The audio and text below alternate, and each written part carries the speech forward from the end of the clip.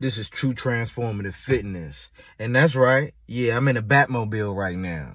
Yep. So check me out. Today's topic, right? Before it's Sunday, I decided to pull a joint out. You feel me? And well, actually, I can't even talk about. I don't want to incriminate myself on what I was doing early in this car, but just know that I had some fun. But anyway, I just pulled up to my mom's house.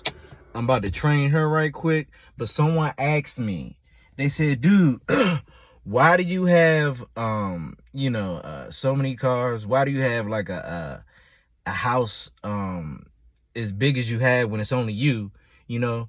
And why do you like over the top with everything that I get into? You know what I'm saying? Like, why do I have to have a phenomenal physique? Why do I have to have why are these things important to me? Because I learned a long time ago that I got expensive taste, right?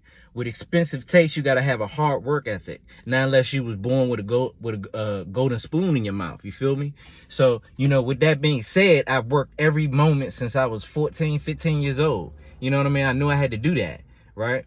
And, and anything I do, I want to be the best at it. I have to have the best at it. You know what I mean? You have to have that attitude. You understand what I'm saying? Without that attitude, you're limiting yourself. You know what I mean? That's why I always say what makes sense to somebody, what doesn't make sense to somebody else makes sense to the person that's doing it, because they don't see the ending of the of the ultimate goal that person is trying to achieve for themselves. It may not make sense for you, but as long as it makes sense to you, do it. You know what I'm saying? Because I don't look back with no regrets. You know what I mean? I'm sitting here, one of my dream cars, about to train my moms. And after that, I got 2 clients to train in my house and working from home today. You know what I'm saying? So how blessed am I to do that? So I work hard for all this, is the point I'm getting to.